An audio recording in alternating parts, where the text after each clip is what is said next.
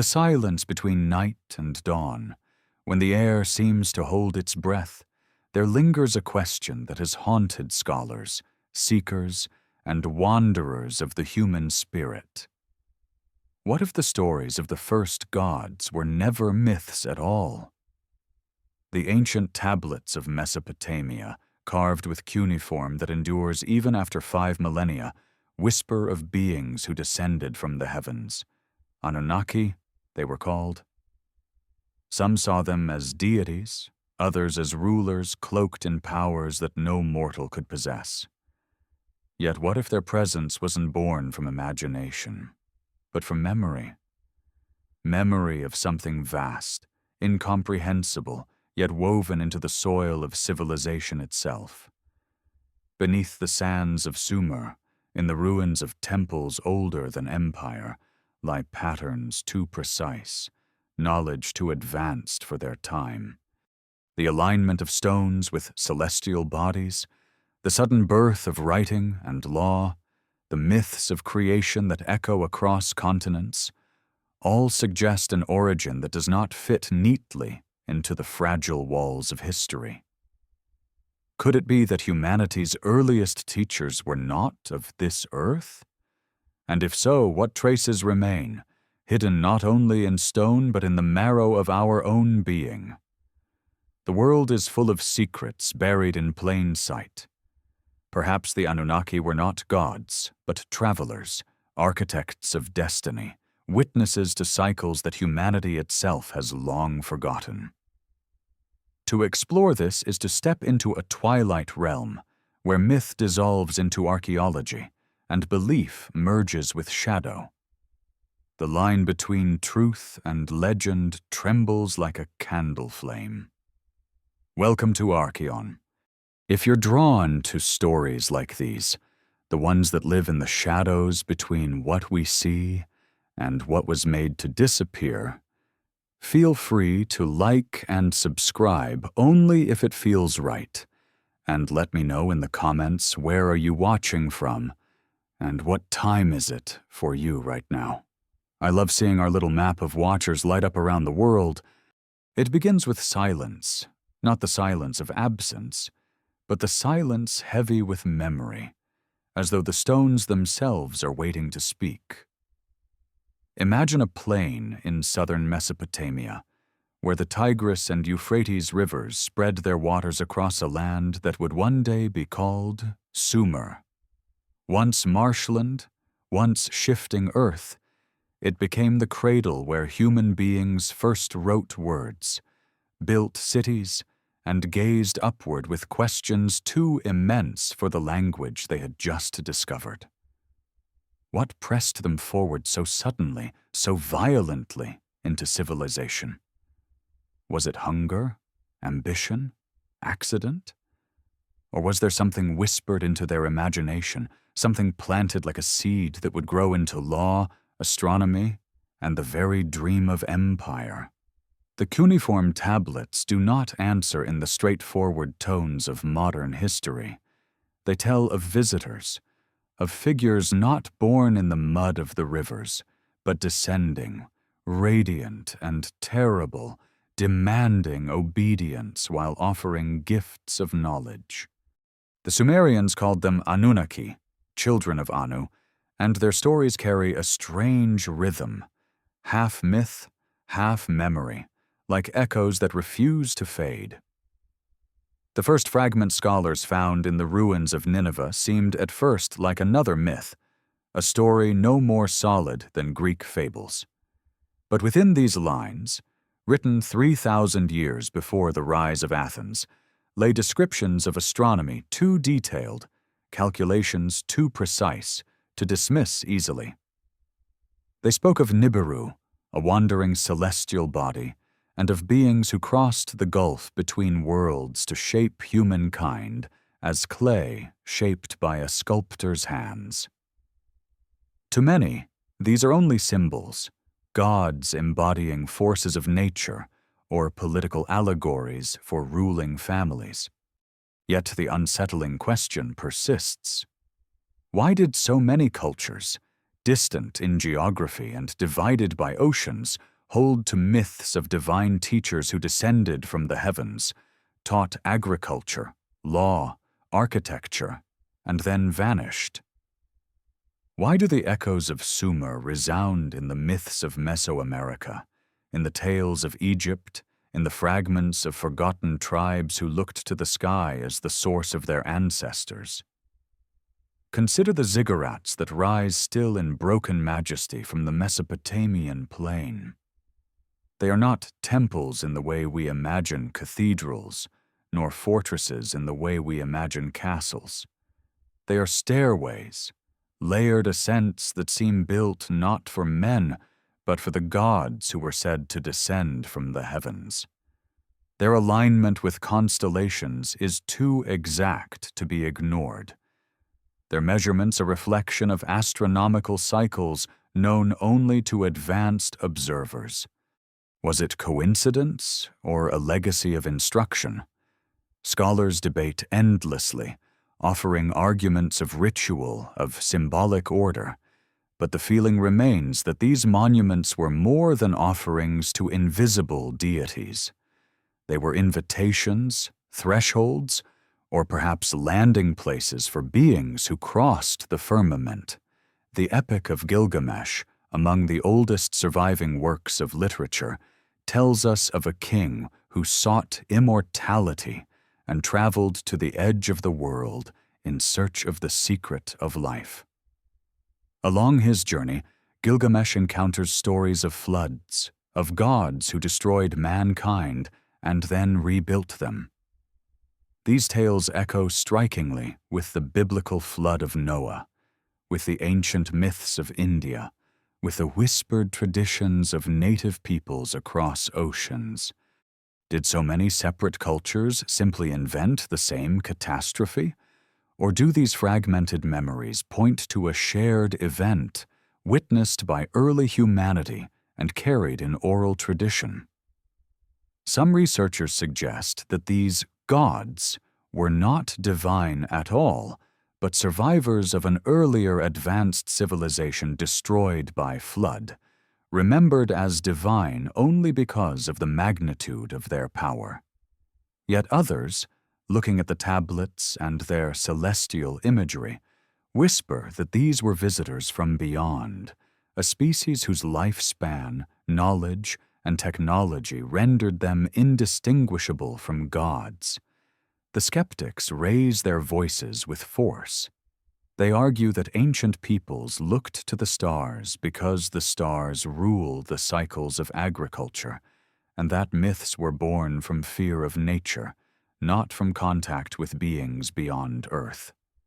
They insist that the sudden rise of civilization in Mesopotamia was no mystery, but the product of slow evolution, trade, and human ingenuity.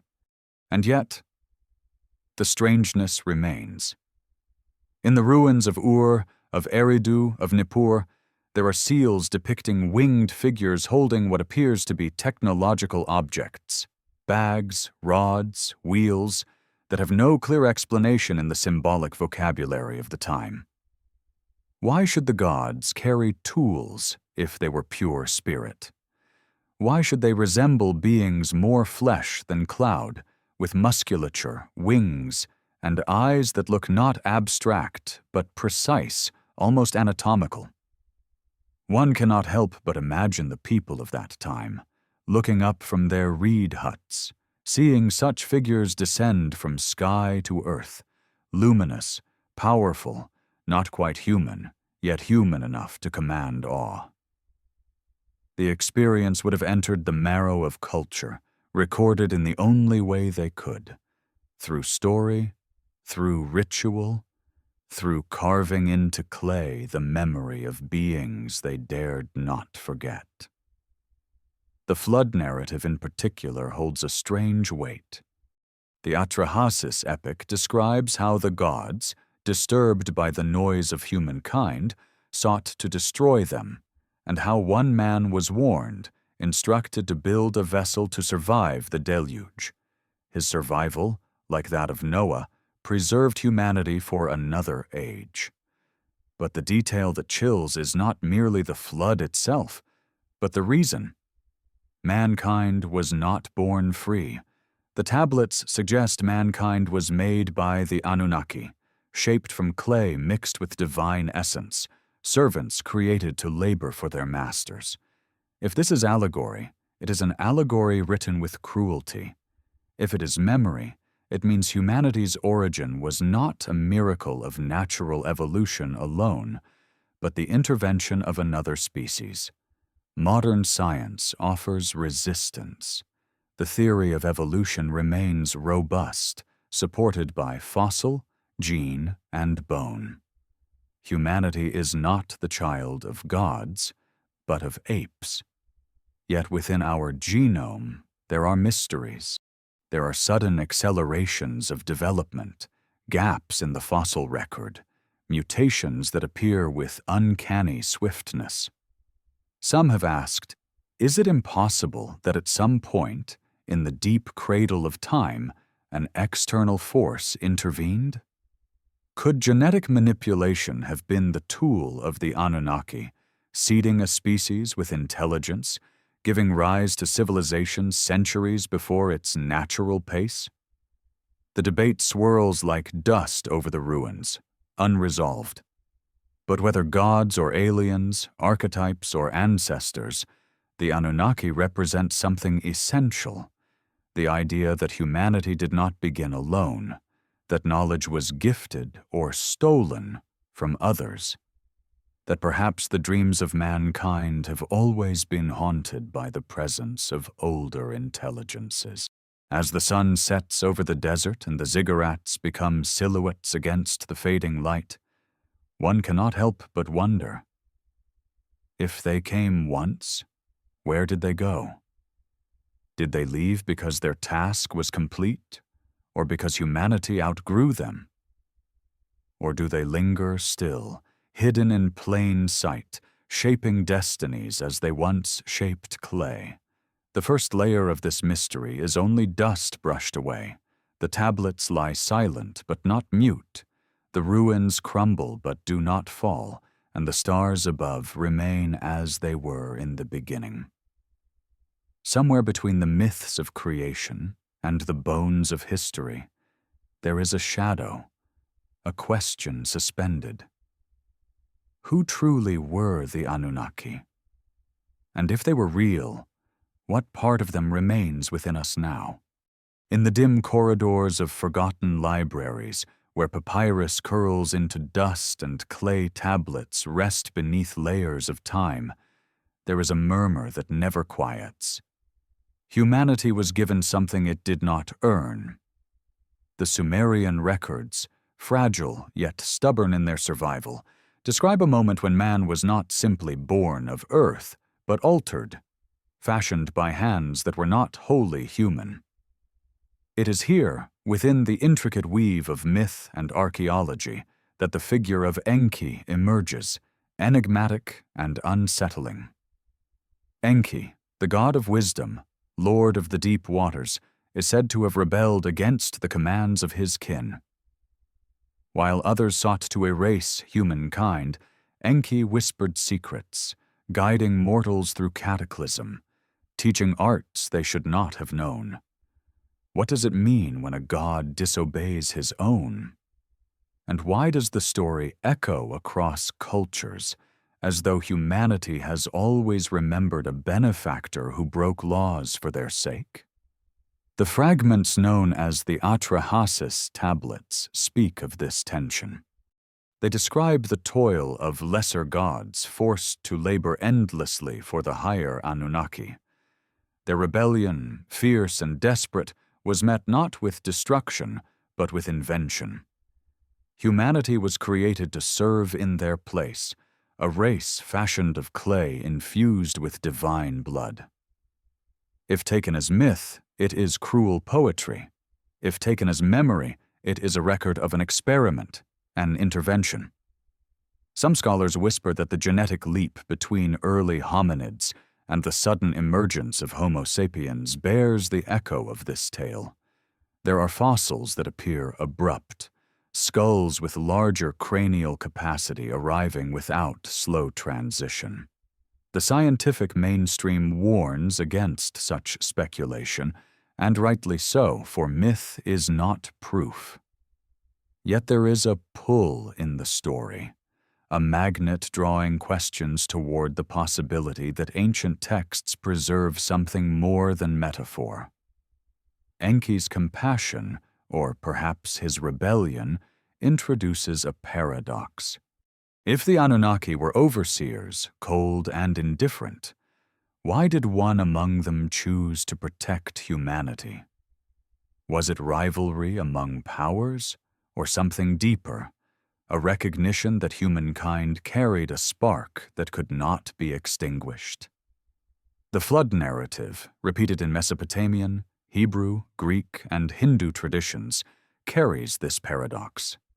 Again and again, the world is nearly destroyed, and again, someone is warned.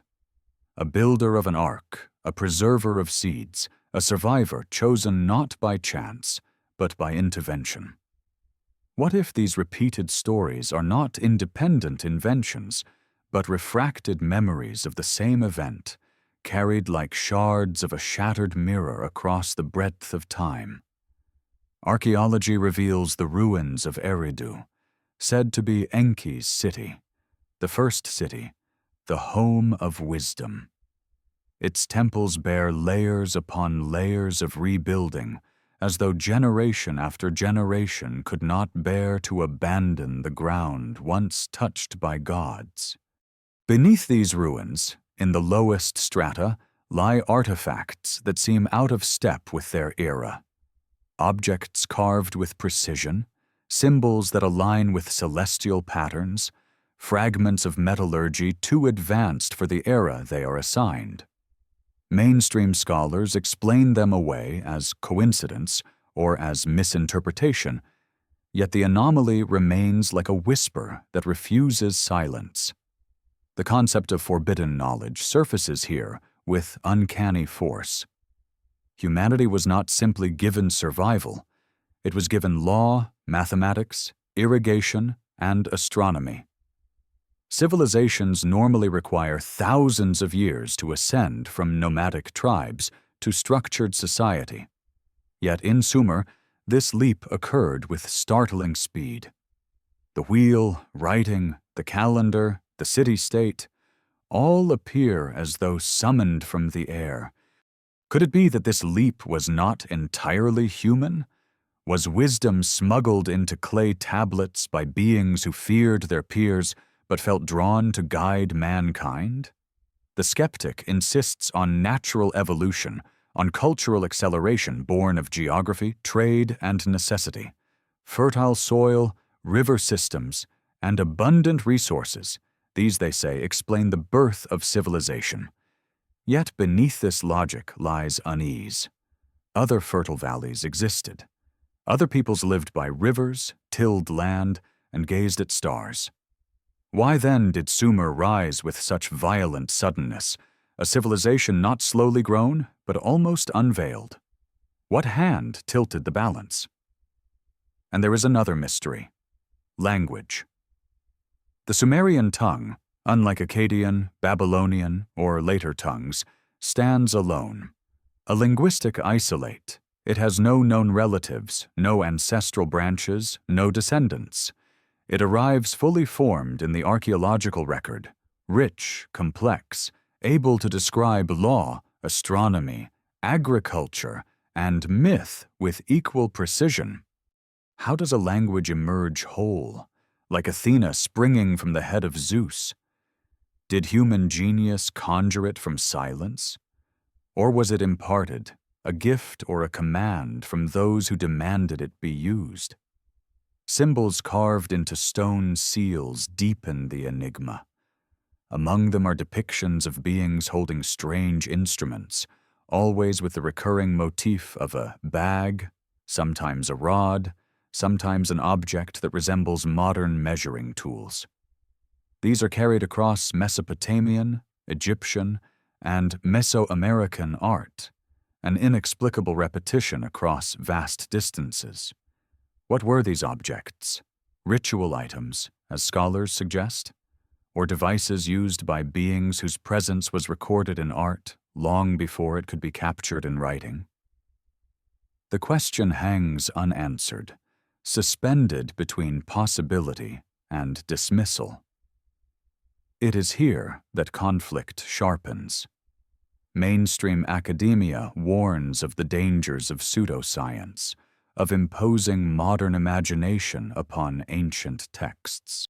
They argue that every culture mythologizes its origins, that stories of gods and floods are the human way of explaining survival, suffering, and the cycles of nature. To attribute them to alien intervention is to rob humanity of its agency, to disrespect the genius of our ancestors. This caution is not without merit. Yet those who walk among the ruins, who run their hands across stones aligned with stars, who read tablets describing celestial cycles known only through advanced instruments, cannot silence the unease. Something does not fit. The skeptic closes the book with finality, but the ruins themselves seem to breathe, to whisper of something left unsaid. The climax of these tensions rests not in proving or disproving, but in the weight of wonder. Imagine the floodwaters rising, carrying away the fields, the cattle, the homes. Imagine a voice, whether of a god, an alien, or a man of great foresight, telling one chosen family to preserve seeds, animals, knowledge. Imagine the survival of not only life, but memory, encoded in myth to ensure the story would be told again and again.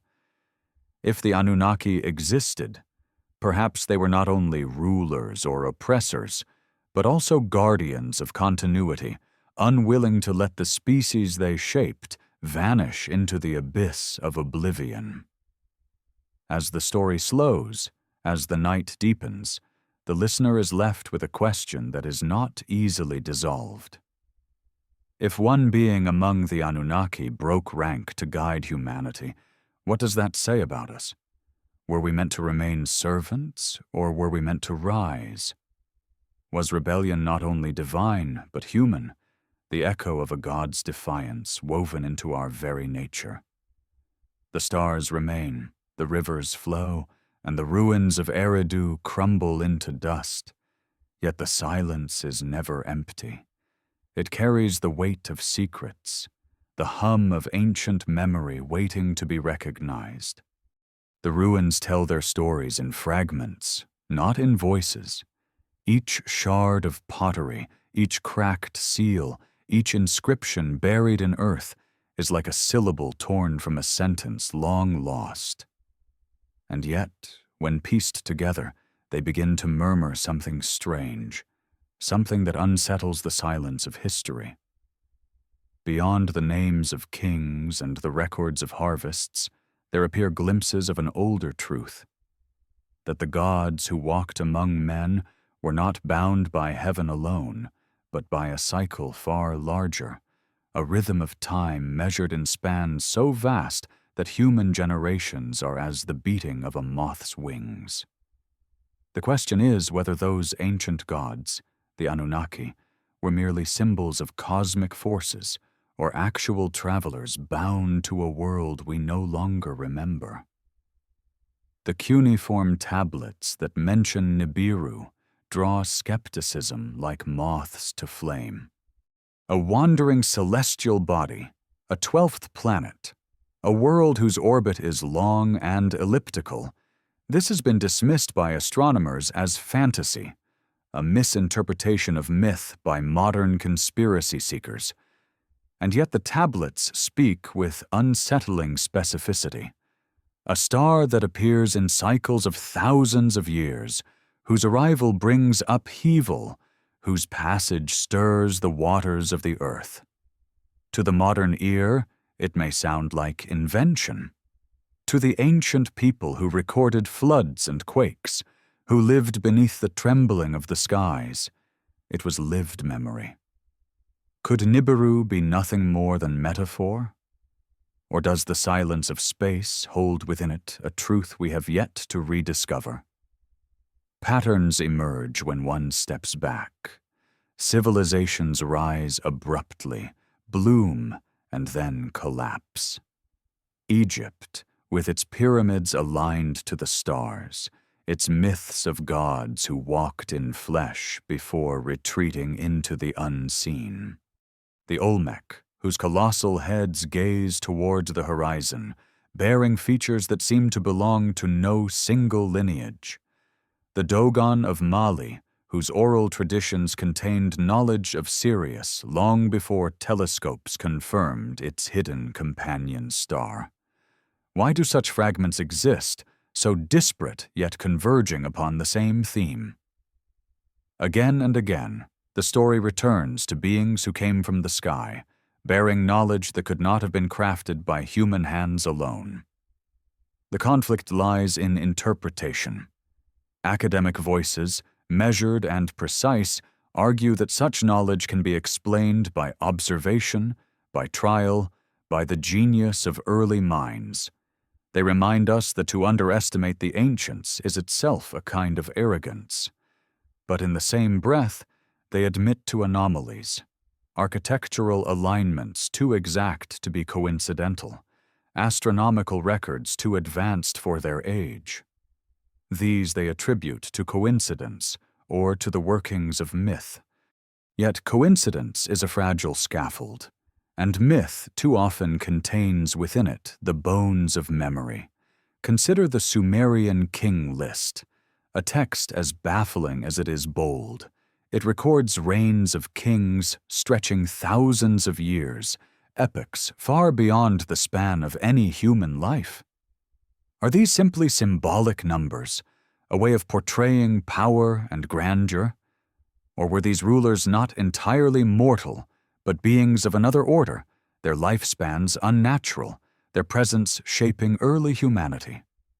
When the flood came, the text tells us, the kingship was lowered from heaven once again. The cycle resumed, but the reigns shortened, as though something had shifted, as though the gods had withdrawn or diluted their presence. The rhythm of this record hums with the suggestion that history is not a straight line, but a wheel, turning endlessly beneath the gaze of those who step in and out of its spokes. The flood itself is a wound that refuses to heal. Geological evidence shows sudden climate shifts, catastrophic flooding at the end of the last ice age, Black Sea deluge theories, meltwater pulses, tsunamis. Science traces outlines of disasters that could have shattered memory into myth. Yet the universality of the flood story across continents demands attention.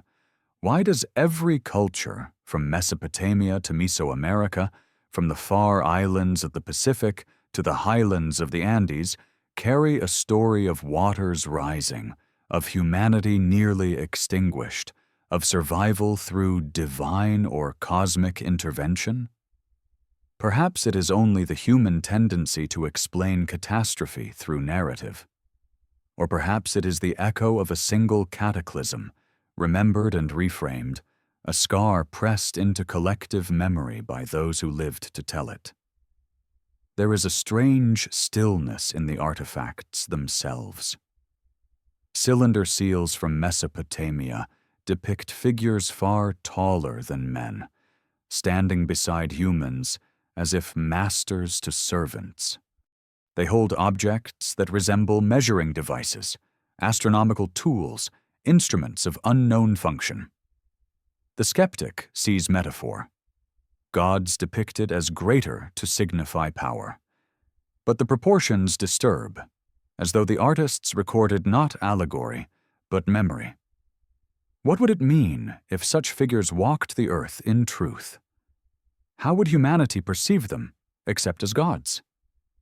The rhythm of suspicion deepens when one listens to the echoes of other lands.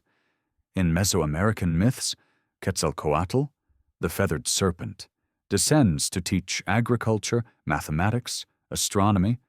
only to vanish with the promise of return. In Egypt, Osiris is torn apart, yet remembered as the Gid who first taught men to cultivate and to live in order. In Greece, Prometheus steals fire from the gods and suffers for his gift. Is this simply the universality of human longing for knowledge? Or are these myths reflections of the same presence, refracted through cultures and tongues, preserving in different forms the story of beings who bestowed wisdom too early, too suddenly, upon the human race? The conflict grows sharper when one considers the reaction of mainstream thought. Archaeologists speak of diffusion, of migration, of independent invention. To them, pyramids in Egypt and pyramids in Mesoamerica are coincidences of geometry, not evidence of shared influence. Yet the human imagination wonders, why pyramids, why stairways, why structures that mirror the heavens in stone across oceans? Why does the architecture of devotion echo, as if all civilizations listened to the same forgotten command? The climax of this mystery strikes when one contemplates the possibility of cycles. If Nibiru, or whatever celestial rhythm the ancients described, does return in vast intervals, then its presence may explain the rise and fall of civilizations, the sudden destruction, the rebuilding from fragments. Could humanity itself be part of a larger experiment, overseen across millennia, reset and renewed as each cycle turns? And if so, what does it mean for the present, for the future? If such cycles exist, then perhaps we are not living at the dawn of history, but in the middle of something immeasurably older, something that has unfolded again and again. The lullaby of this thought is heavy, like night air before a storm. If humanity was once shaped by beings who came from beyond, if civilizations were guided, destroyed, and remade according to rhythms too vast for memory, then what are we now? Are we children who have outgrown our guardians, or prisoners who have forgotten the walls of their cage? Are we approaching another turn of the wheel, another passage of the wandering star, another reset whispered in myth but waiting in silence? The ruins answer nothing. The stars remain distant, indifferent, and yet the silence between them seems alive, waiting. Perhaps the Anunnaki were never gods, never aliens, never rulers at all, but mirrors of our own questions, reflections of a human longing that refuses to be silenced.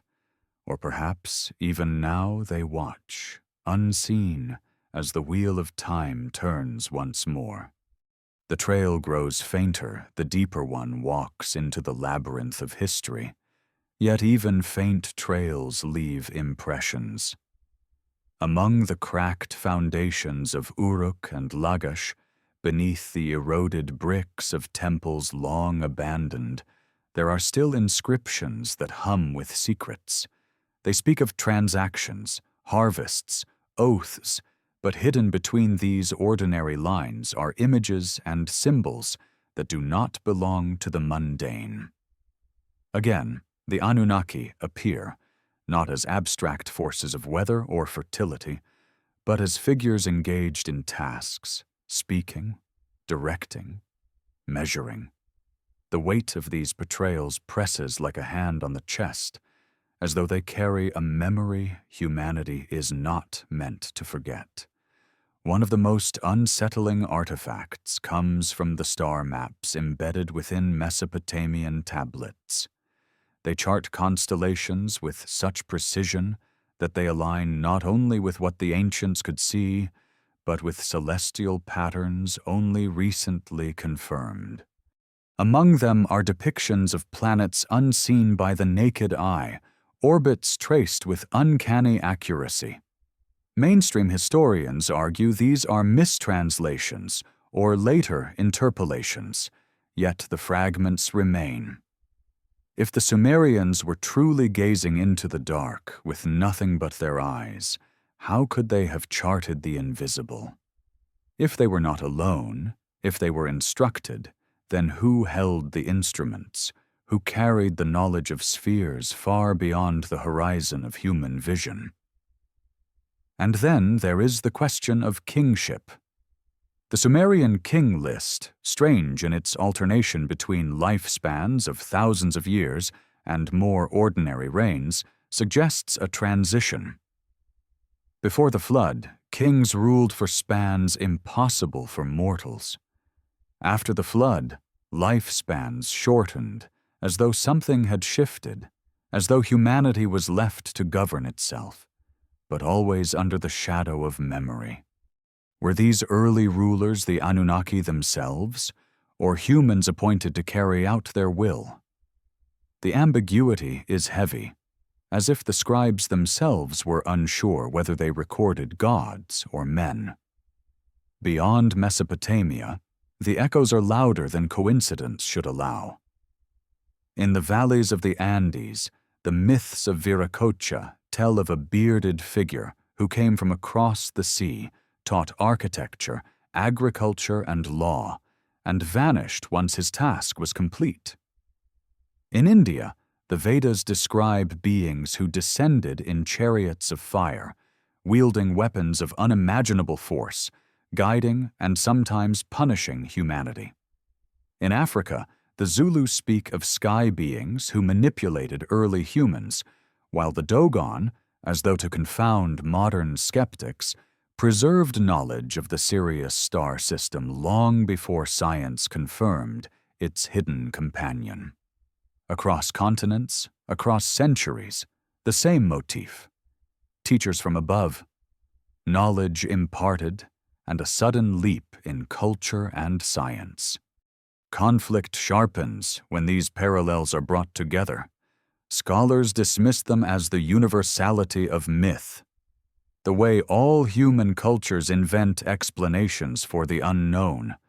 Floods happen everywhere, stars shine everywhere, and human imagination paints gods into their canvas. But those who walk slowly through the fragments cannot silence the weight of repetition. Why should the details align so closely? Why should the same motifs, the flood, the teacher, the stairway, the departure, appear in every corner of the human story? When myths become too similar, the line between imagination and memory trembles. And always, there is the shadow of control. If the Anunnaki shaped humanity, if they instructed and guided, then what was their purpose? Were they benefactors, lifting a fragile species into knowledge, or overseers, crafting servants to labor in their stead? The tablets speak of toil, of gods weary of work, creating man to shoulder the burden.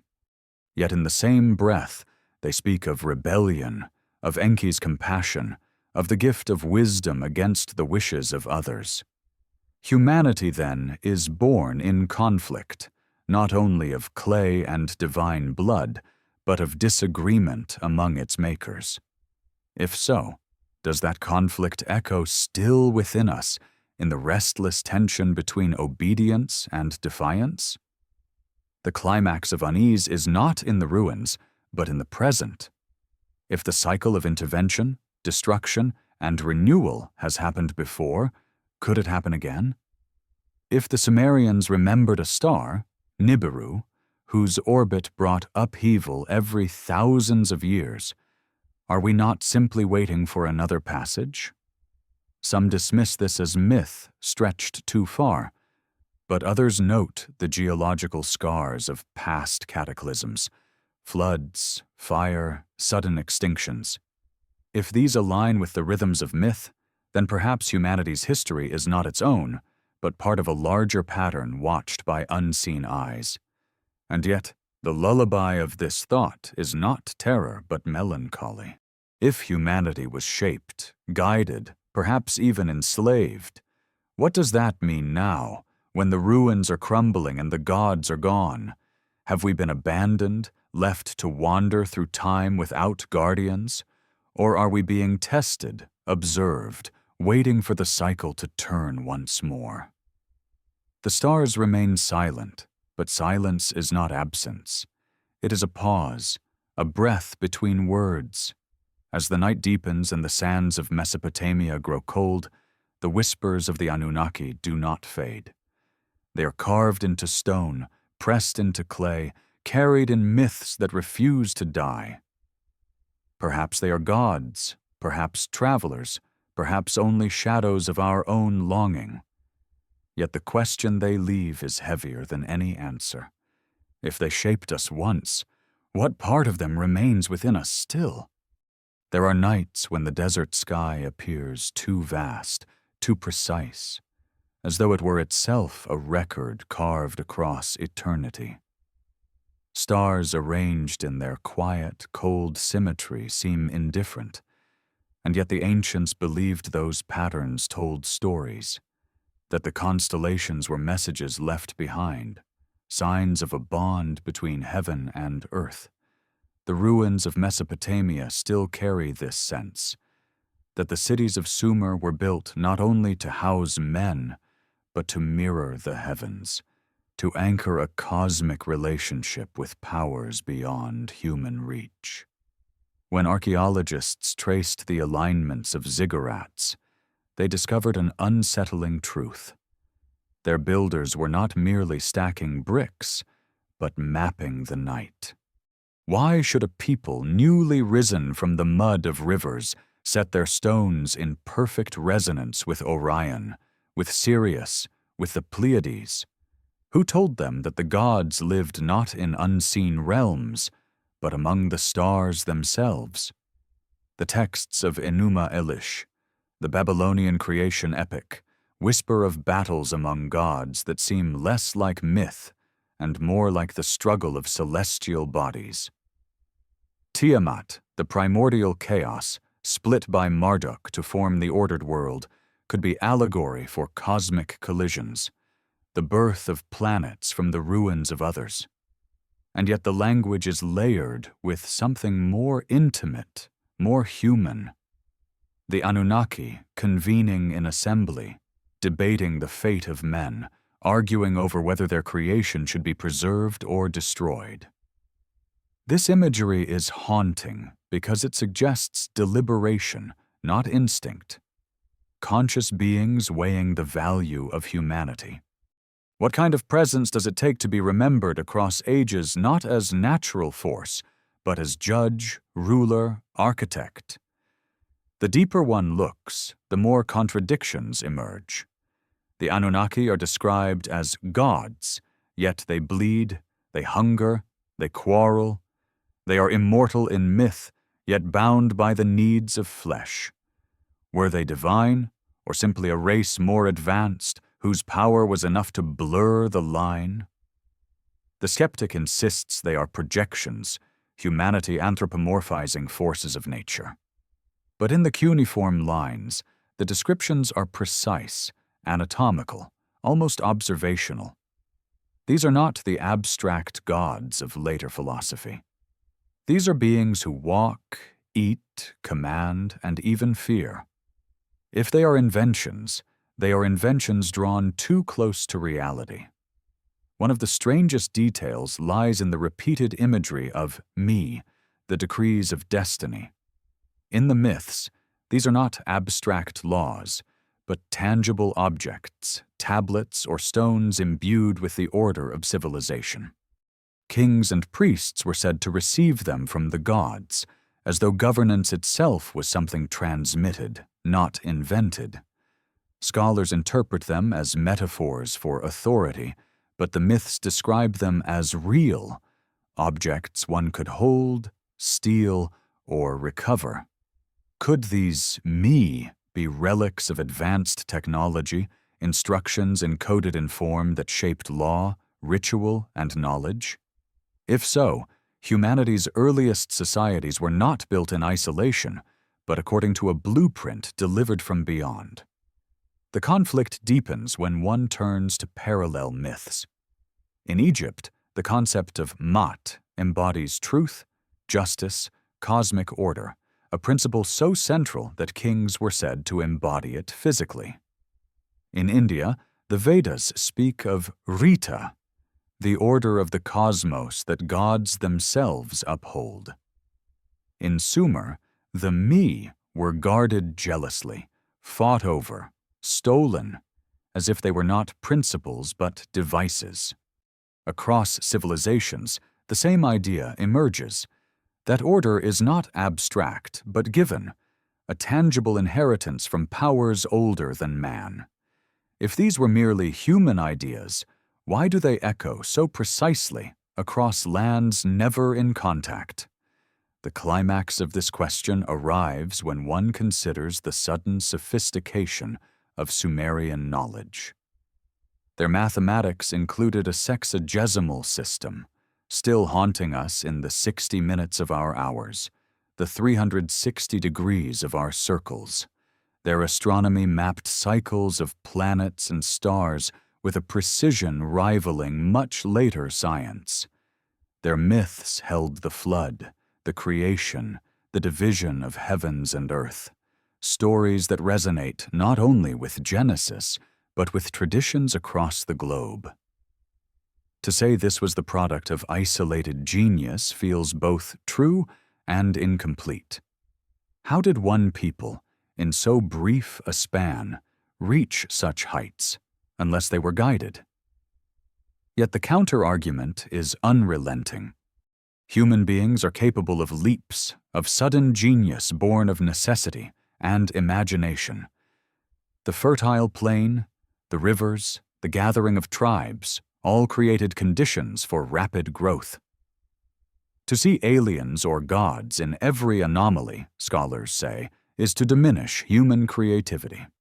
And yet, those who hold the clay tablets in their hands know the weight of mystery is not so easily dismissed. When a story appears everywhere, when details align too closely, the silence of skepticism is as troubling as belief. Perhaps what haunts most is the possibility of memory embedded not only in myth, but in the body itself.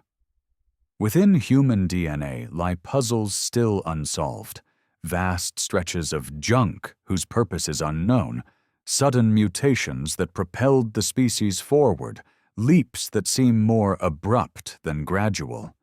Some researchers have asked whether these are remnants of intervention, signatures of alteration lost in time. If the Anunnaki did shape mankind, then their mark is not in stone, but in blood, written into every breath. The myth of clay mixed with divine essence may not be poetry, but memory, encoded in genes as surely as in tablets, and so the question lingers, heavy and unresolved. If humanity was given knowledge, was it a gift or a chain? Did the Anunnaki raise men to freedom or bind them to servitude under the illusion of wisdom? The Me may have been law, but law can both guide and bind. To receive order is to lose chaos, but also to surrender the possibility of wild invention. If mankind was shaped, then perhaps mankind was limited, restrained to fit a role in a drama written by others.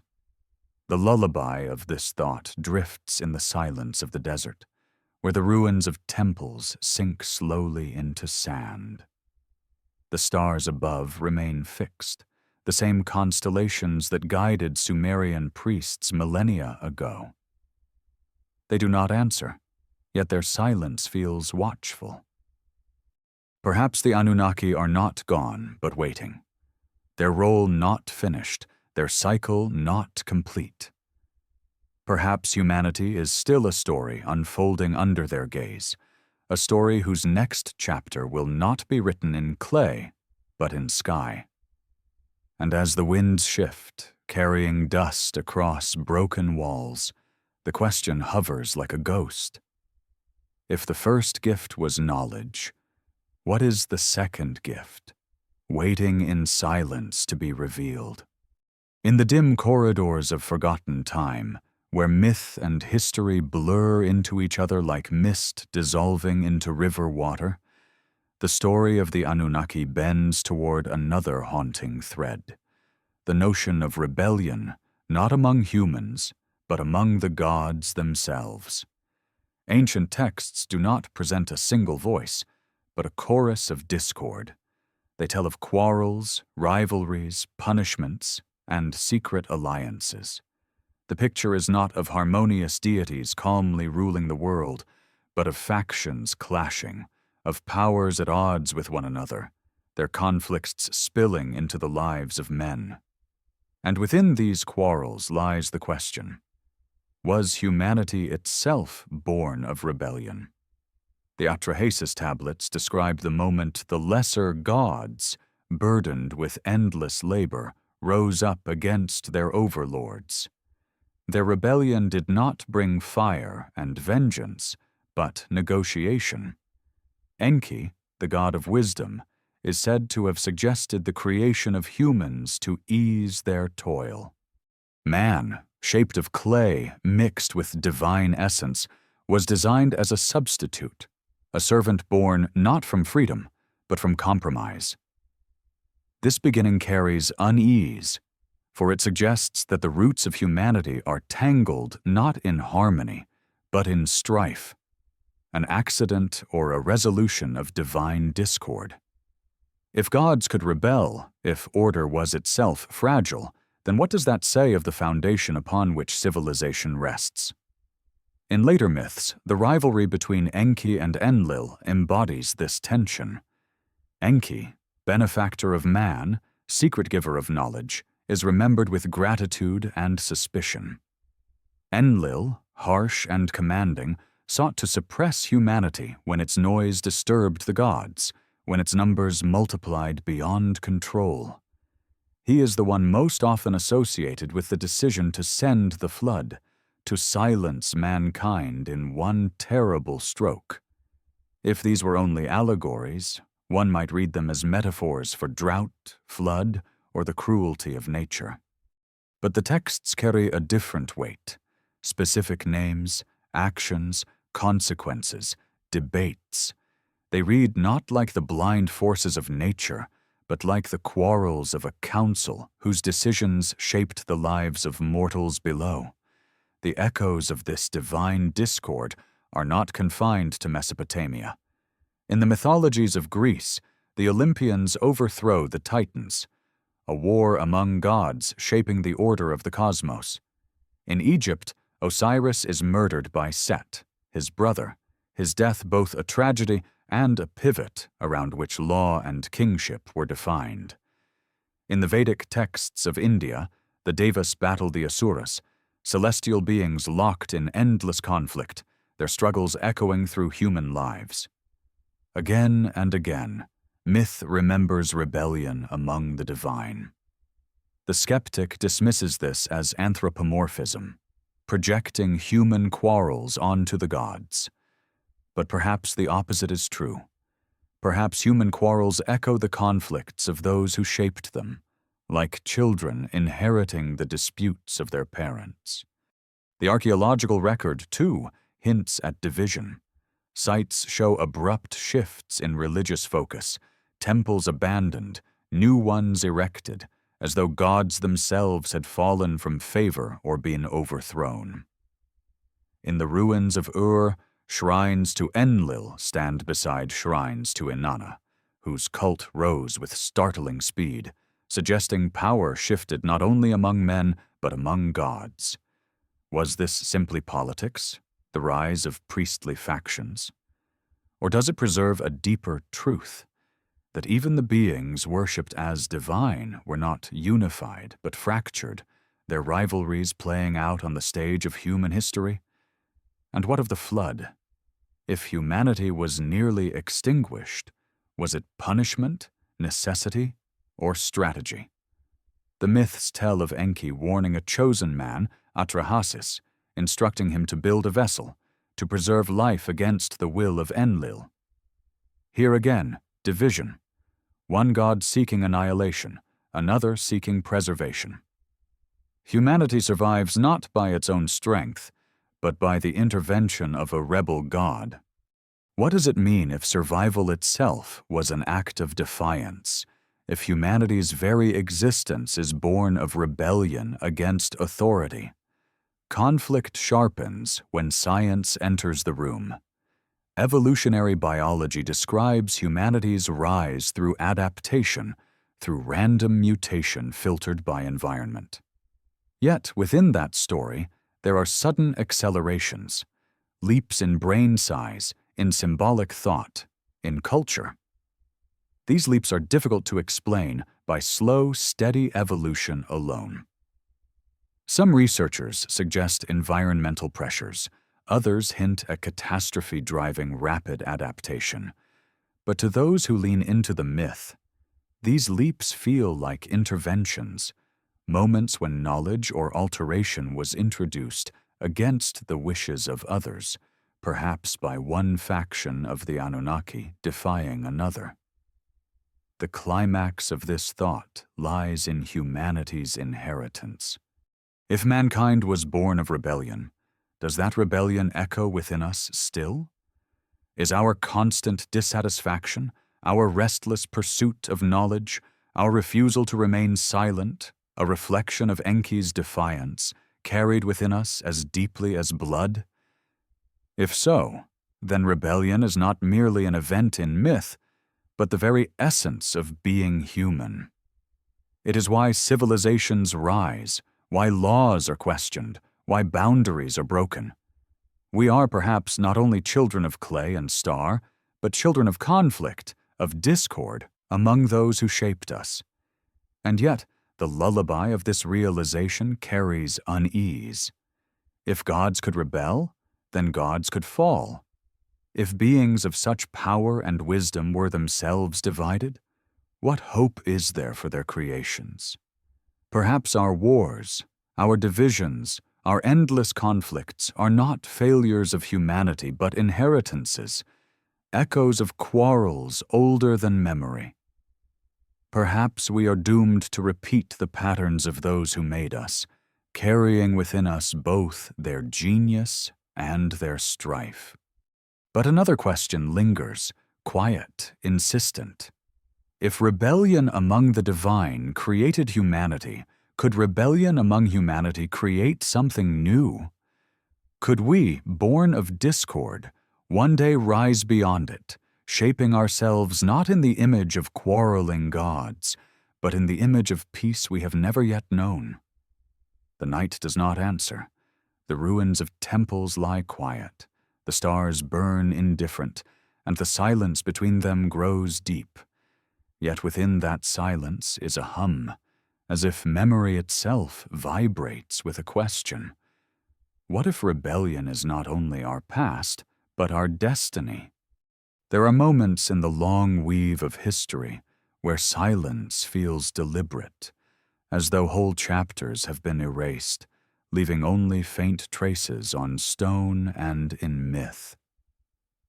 When the ancients spoke of knowledge descending from the heavens, they did not mean wisdom in the abstract. They meant sciences, crafts, and architectures that arrived in a rush, transforming the mud of rivers into the stone of cities. And yet, this descent was never equal. Knowledge was rationed, portioned, guarded. It was never freely given, but dispensed in fragments, like bread from a master's table.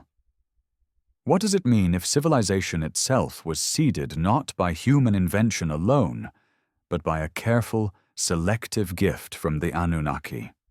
Among the most puzzling mysteries are the me, those decrees of destiny spoken of in Sumerian texts. They are described not as vague principles, but as physical objects, repositories of civilization's very essence. Kings sought them, priests guarded them, and gods themselves fought for their possession. One hymn to Inanna tells of her stealing the me from Enki's city of Eridu, carrying them to her own shrine, establishing power through their possession. These were not described as ideas, but as tangible items, objects that could be handed from one ruler to another, objects that held within them the order of the cosmos. Were they symbolic scrolls?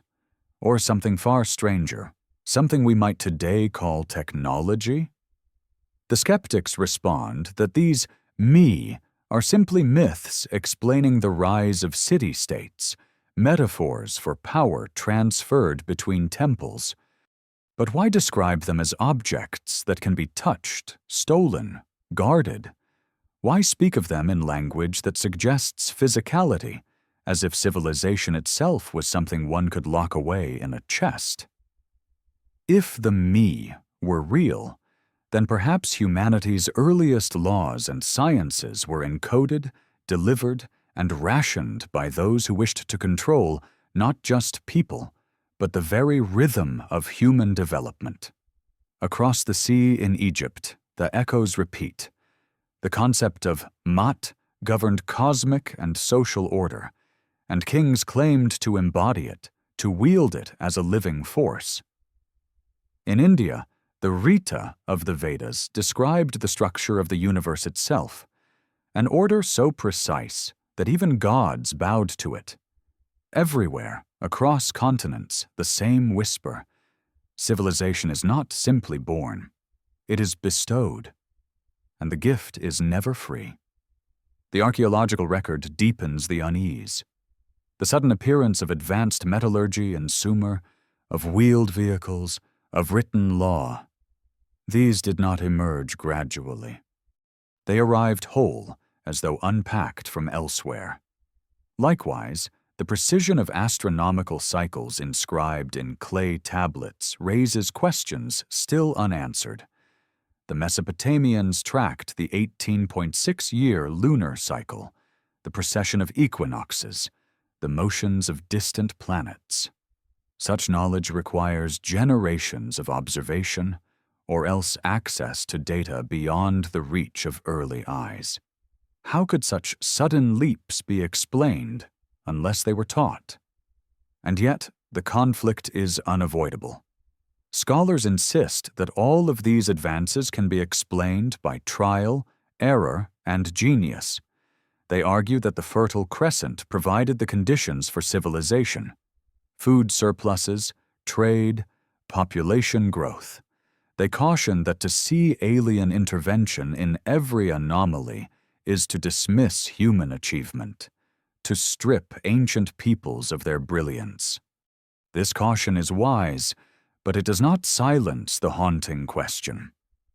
If the ancients invented so much, why did they insist again and again that the knowledge was given to them by gods? Why invent teachers from the stars if they did not exist? Why diminish their own genius by crediting outsiders? The climax of this tension emerges when one considers how carefully guarded this knowledge was. Myths speak of humans punished for reaching too far, of boundaries set by the gods. In the story of Adapa, a sage created by Enki, wisdom was granted but immortality withheld. In the tale of Gilgamesh, the secret of eternal life is glimpsed but lost, stolen by a serpent before it can be claimed. Knowledge arrives, but always with limits, always cut short. It is as though humanity was permitted to rise, but never too high. A ceiling was placed above the clay, a boundary carved into the marrow of civilization itself. And in this pattern lies unease. If knowledge was rationed, then civilization is not only the triumph of human ingenuity, but the shadow of a leash. Were the Anunnaki lifting humanity toward freedom, or binding it more tightly to dependence? Were we given just enough to serve, but never enough to surpass?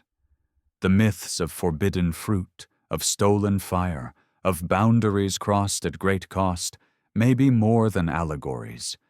They may be the memory of limits imposed, of fences placed around the human spirit. But here another possibility emerges, one more subtle and more unsettling. What if the rationing of knowledge was not an act of cruelty, but of caution? What if the Anunnaki, in their own calculations, feared what humanity might do with too much, too soon? The weapons described in the Vedic texts, capable of destroying entire cities in blinding light, the tales of divine wars fought with thunderbolts and fire from the sky, these sound uncannily like technologies humanity itself would rediscover millennia later in nuclear fire. If these stories are echoes of real conflicts, then perhaps the rationing of knowledge was not merely control, but an attempt at restraint, to prevent humanity from consuming itself before it was ready. And yet, the silence remains. The gods are gone, their temples are dust, and the knowledge they withheld has been clawed back by human hands through science, mathematics, and restless curiosity. But the myths remain, and they whisper that what we rediscover is not new, but old, knowledge once given and once lost. If this is true, then our modern age is not invention, but recovery, a remembering of what was once taught by others. The lullaby of this thought carries both pride and sorrow. If humanity was once guided, perhaps abandoned, then what we build today is both triumph and echo. Every city skyline, every telescope peering into the void, every equation written in chalk may be both proof of our independence and reminder of our debt.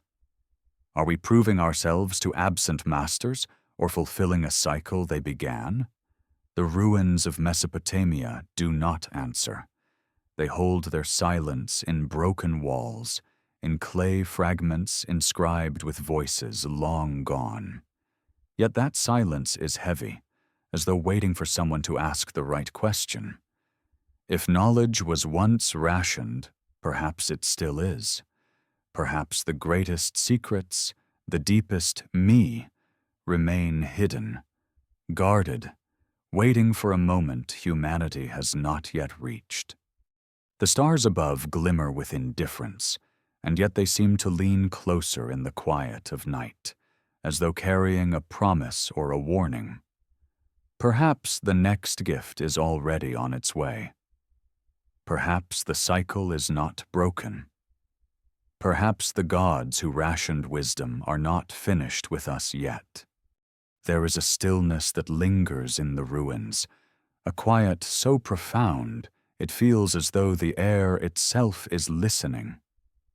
Yet within this quiet lies a weight, as though the stones remember what the living cannot. Among the fragments of Sumerian myth, among the half-buried tablets pressed into clay 5,000 years ago, there emerges a theme too strange to dismiss. The Anunnaki did not simply visit, they ruled. Not as distant gods watching from unreachable heavens, but as beings present, walking, instructing, demanding, commanding. The Sumerian king list makes this claim without hesitation. Before the flood, kingship was lowered from heaven, and rulers reigned for spans of thousands of years. After the flood, the reigns shortened, but the authority remained, always tied to something beyond human choice. It is a detail so peculiar, so deliberate, that one wonders, did the ancients record only allegory, or were they preserving a memory of rulers whose lifespans and powers placed them outside the realm of human mortality? The strangeness grows deeper when we consider how many cultures preserved similar accounts. In Egypt, the Turin Papyrus records dynasties of gods and demigods reigning for millennia before the first human pharaoh. In India, the Puranas describe yugas, vast epochs governed by beings whose lifespans stretch beyond imagination. In Greece, Hesiod spoke of the ages of men, where gods and heroes once walked the earth before vanishing into myth. Why do so many traditions insist that before humanity's present age, the world was ruled by others, by those who were not entirely mortal? Were these simply stories to explain the unknown, or fractured memories of a time when power truly descended from beyond? The skeptic insists on symbolism. To them, thousand-year reigns are not literal, but expressions of greatness, numbers that convey majesty rather than time. They argue that myths of gods ruling before men are ways to elevate kingship, to claim divine sanction. Yet even within this logic, unease lingers. Why claim descent from gods unless some memory of such beings endured? Why describe reigns of precise, impossible numbers if symbolism was all that was intended? Myth exaggerates, yes, but exaggeration often grows from a seed of reality. Archaeology offers only silence and anomaly. At sites like Eridu, layers of rebuilding suggest continuity of worship stretching back thousands of years, as though one sacred presence demanded eternal reverence. Inscriptions describe rituals enacted not for absent deities, but for figures said to dwell among men, to dine with them, to punish and reward them directly. The difference between mythology and memory begins to blur here. Gods who are distant can be imagined. Gods who eat and bleed and argue seem remembered. And always there is the question of purpose. If the Anunnaki ruled, what was their intent? Some myths suggest humanity was created as laborers to tend fields and temples so that the gods would no longer toil. Others suggest the Anunnaki were teachers, shaping a fragile species into civilization. Yet both possibilities carry unease. To be servant is bondage, to be student is dependence. In both, humanity is not free. Was civilization itself not a triumph, but a leash? The conflict grows sharper when one considers the architecture of power. Ziggurats rising like stairways, temples aligned to stars, cities built around shrines where the gods were said to dwell, all suggest a society structured not for human needs, but for divine presence. Even the city plans mirror constellations, as if humanity was compelled to build not in its own image, but in imitation of something greater. Were these structures offerings of devotion, or blueprints demanded by rulers whose vision extended beyond the earth? The distinction is subtle, but it changes everything. And then there is the haunting silence of departure. Myths tell us the gods once ruled, then withdrew. Some vanished into the heavens, others into the underworld, others into hidden realms. But why? If they shaped and commanded, why leave? Did they abandon humanity because their task was complete, or because rebellion or catastrophe forced them away? In the Epic of Gilgamesh, the hero searches for immortality and is denied, told that the gift of the gods is not for men. Was this denial a reflection of divine jealousy? Or a severing of ties, a deliberate distancing of beings who once walked openly among humans? The climax of this tension lies in the possibility of cycles. If the Anunnaki once ruled directly, then withdrew, perhaps their absence is not permanent. Perhaps the reign of gods and the reign of men alternate in vast rhythms, epochs of intervention and epochs of silence. The myths of return, from Quetzalcoatl in Mesoamerica to Osiris in Egypt, from Kelki in Hindu prophecy to the apocalyptic visions of Revelation, all carry the same haunting promise. Those who once ruled will come again. If these myths are memory, then perhaps humanity is not free at all, but waiting, unwittingly preparing for another descent, another lowering of kingship from the heavens. And yet as the ruins stand silent, the lullaby of this thought is not thunder, but whisper. Perhaps the Anunnaki were never gods, but rulers, flesh and blood, powerful yet flawed, mortal yet long-lived. Perhaps their withdrawal was not abandonment, but necessity, a retreat to allow humanity to grow into its own destiny. If so, then we live in an interlude, a pause between chapters. And pauses, however long, always end. The desert night stretches wide, the stars wheel silently above, and the broken ziggurats crumble a little more with each passing year. Yet the memory endures. The ancients insisted that kingship was not born on earth, but given from beyond. And the question lingers, heavy as stone and fragile as breath. If it was given once, who waits to give it again? There are fragments of silence more profound than words, gaps in the record where something vast seems to have been erased. In these silences, one begins to wonder whether absence itself is evidence. The stories of the Anunnaki carry such gaps, not only in the tablets of Sumer, but in echoes across cultures. They arrive abruptly in myth, commanding, luminous, shaping humankind, and then they withdraw, leaving only memory and devotion. This vanishing is as mysterious as their presence. If they were gods, why abandon worshippers? If they were rulers, why relinquish power?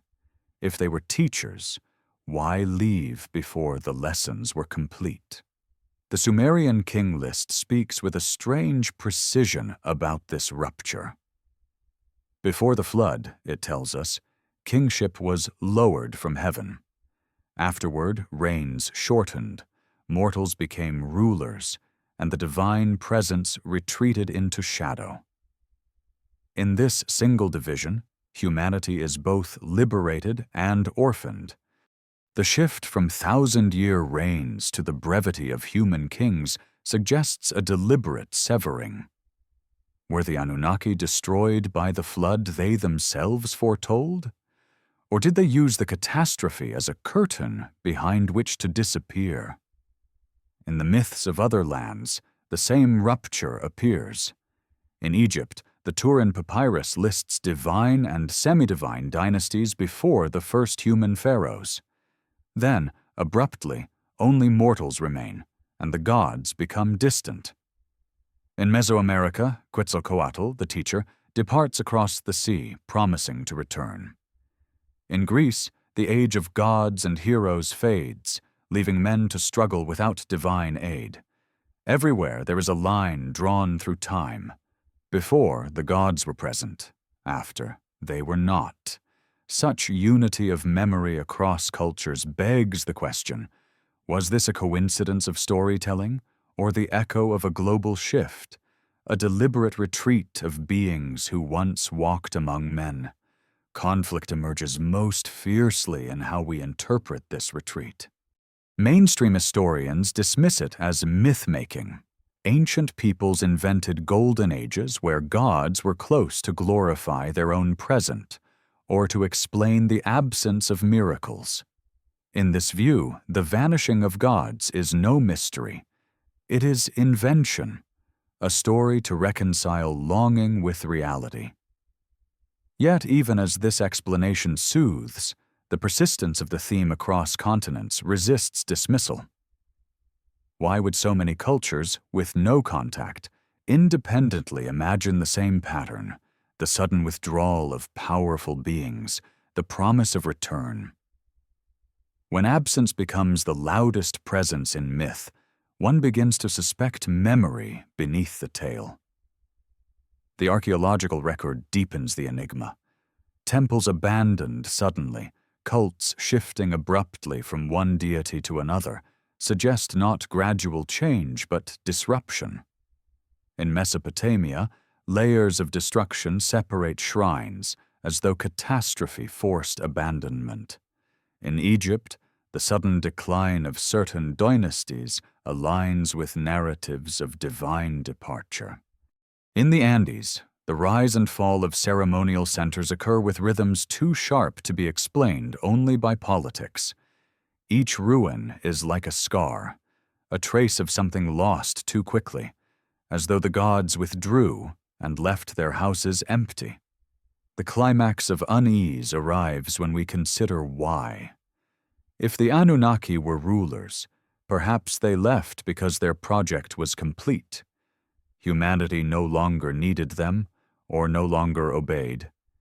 If they were teachers, perhaps they feared what their students might do with too much knowledge. If they were oppressors, perhaps rebellion forced them away. The myths themselves hint at all these possibilities: rebellion among gods, rebellion among men, floods to silence the noisy multitude, compassion to preserve a remnant. Humanity survives, but alone. The gods withdraw, but promise in whispers that they will return. This promise is perhaps the most haunting aspect of all. From Mesoamerican prophecies of returning feathered serpents to Hindu visions of Kalki riding forth at the end of the age, to Christian revelations of Christ returning in glory, the theme persists. Those who once ruled will come again. Those who once departed will reappear. Is this mere archetype, a longing for lost parents, a mythological reflection of the cycle of seasons?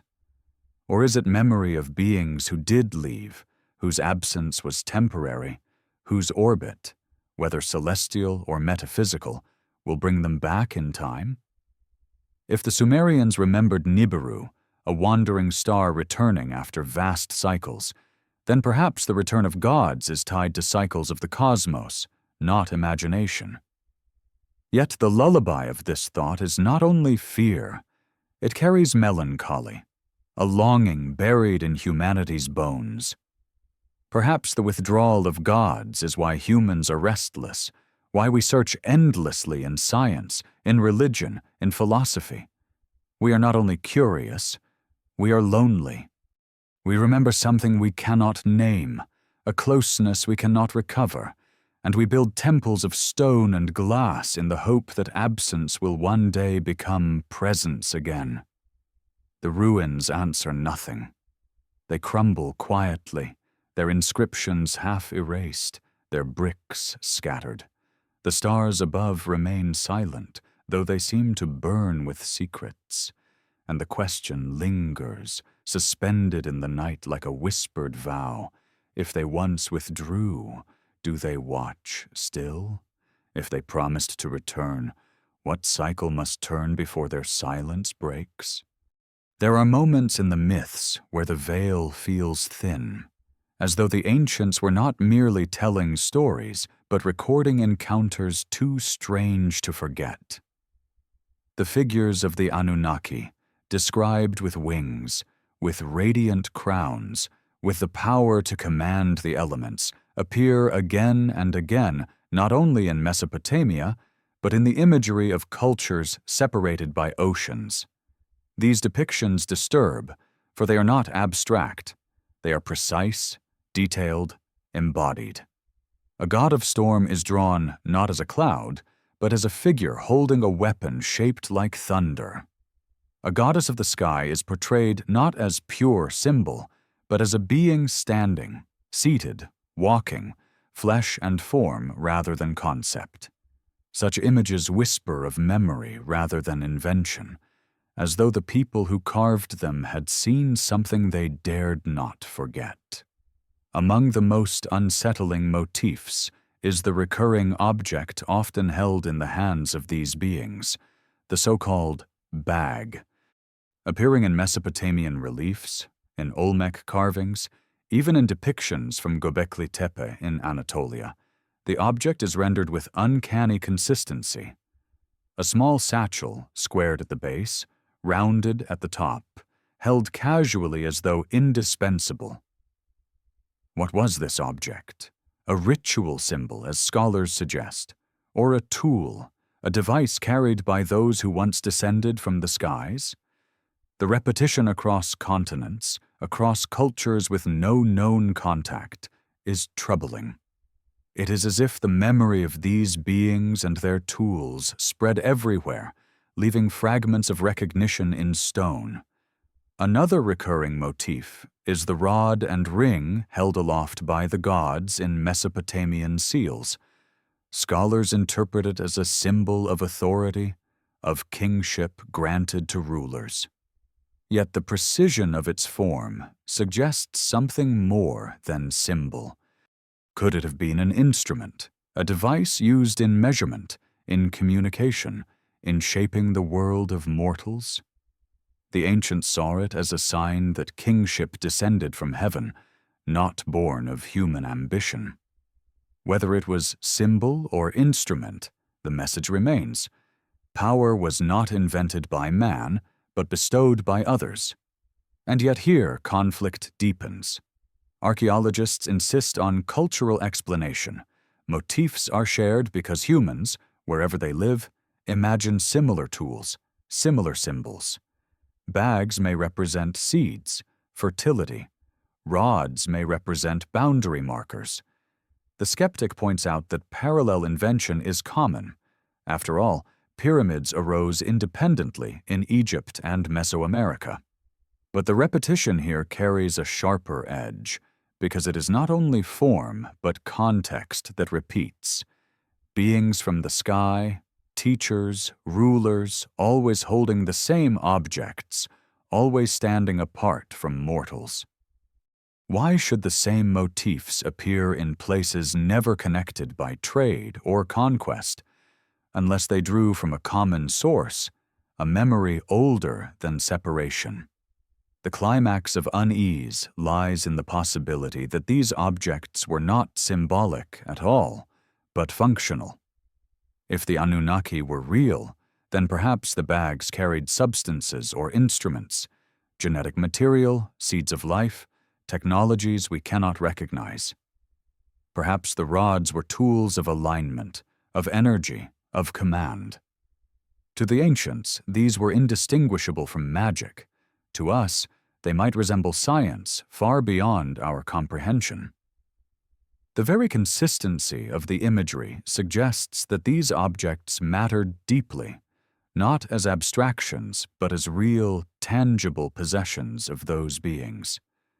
The echoes stretch further. In the Vedic texts, the gods descend in vimanas, flying chariots that blaze with fire. Their weapons are described with frightening precision, missiles that strike with thunder, blasts that incinerate cities, light brighter than 1,000 suns. In Greek myth, the thunderbolt of Zeus carries the same destructive power. In the Hebrew Bible, Yahweh appears in a cloud of smoke and fire, descending upon Sinai with trembling earth and lightning. Across cultures, across millennia, the same imagery recurs. Beings from the sky wielding tools of unimaginable force. If these are inventions, they are inventions that echo one another too closely, as though drawn from a shared well of memory. The skeptic responds with calm certainty. Myths are universal, they say, because the human mind is universal. We all fear storms. We all imagine fire from the sky. We all invent symbols of authority.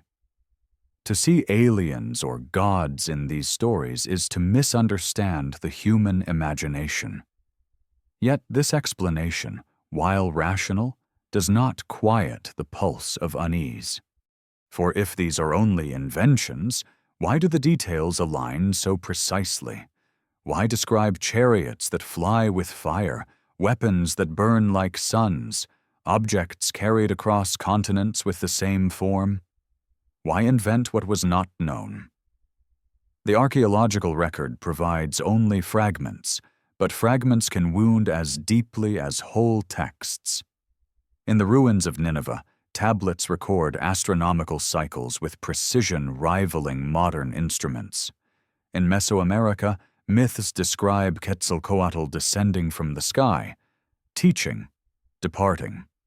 In Anatolia, The pillars of Göbekli Tepe, older than writing, bear carvings of animals and strange objects that echo motifs seen millennia later. These are not isolated anomalies, but a web of connections that stretches beyond chance. And so the question rises like a tide. If the Anunnaki walked among men, what did they carry in their hands? What knowledge, what tools, what powers shaped the dawn of civilization? Were these gifts or chains disguised as gifts? Did humanity receive its first sciences from compassion or from control? The lullaby of this thought is heavy, for it suggests that civilization itself may not be invention, but inheritance. What we call progress may be remembering, uncovering fragments of tools once shown and then hidden. If so, then the images carved into stone are not symbols at all, but reminders, warnings, memories pressed into the earth to outlast the silence of gods. The desert holds its breath, the ruins crumble slowly, and the stars turn above with their patient indifference. Yet within that indifference lies a weight, as though someone, somewhere, once carried a bag, a rod, a ring, and left behind only memory. If the Anunnaki truly walked the earth, then what we see in the stones is not myth, but residue. And residue, however faint, is proof that something once touched the world. There is a peculiar quality to endings in myth. They are never endings. The tales of gods, of floods, of secrets passed from the heavens to men rarely conclude. They linger unresolved, like shadows stretching across the desert at dusk. The story of the Anunnaki is no exception. It does not fade into silence, but leaves behind an echo, a trembling suggestion that what once was may be again.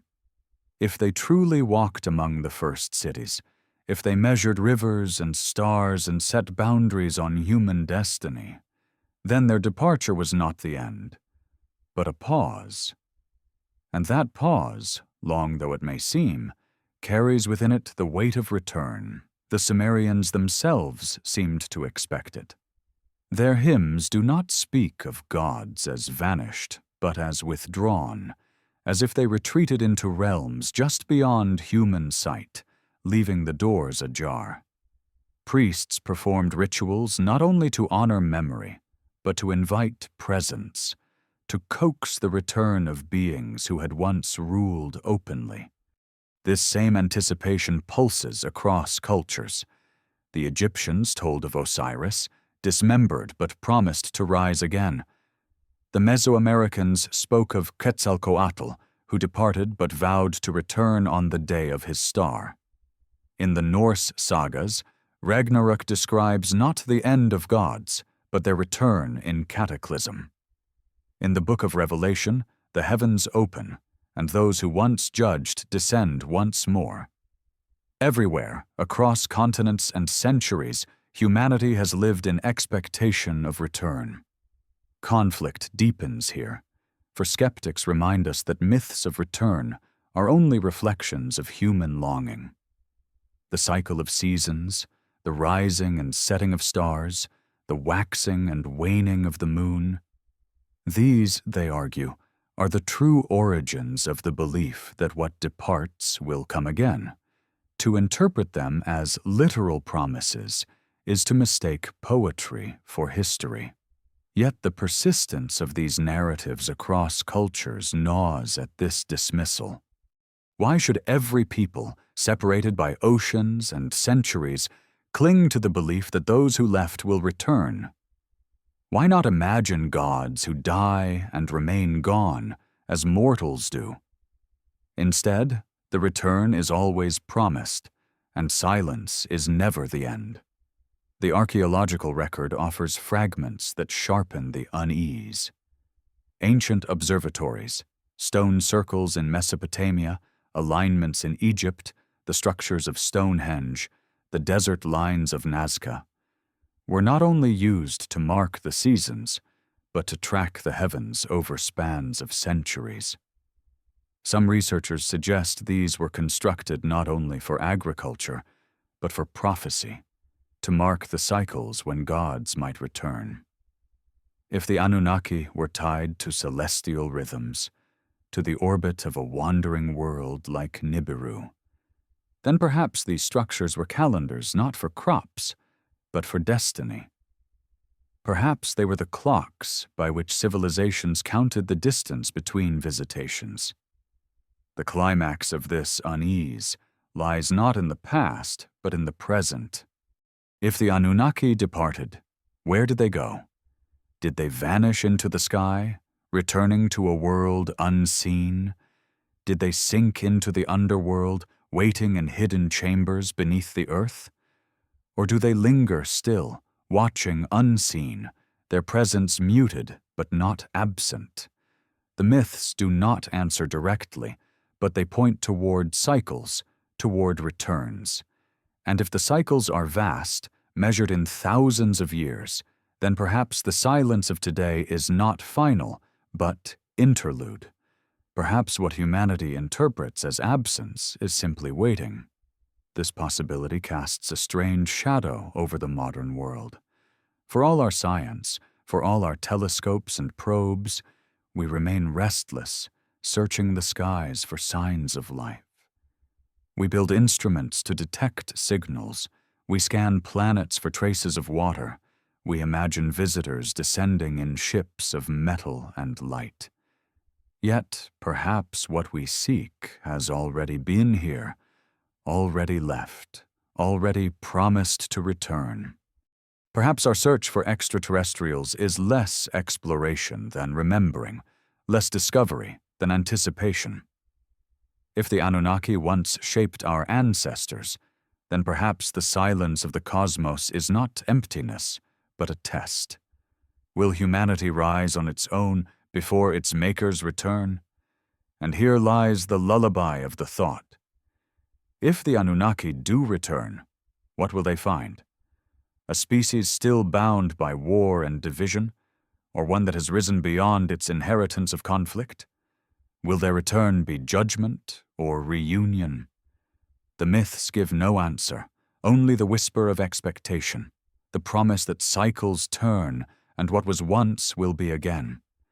The ruins hold their silence. The stars turn overhead with patient indifference. The myths refuse to close, like doors left slightly open in the dark.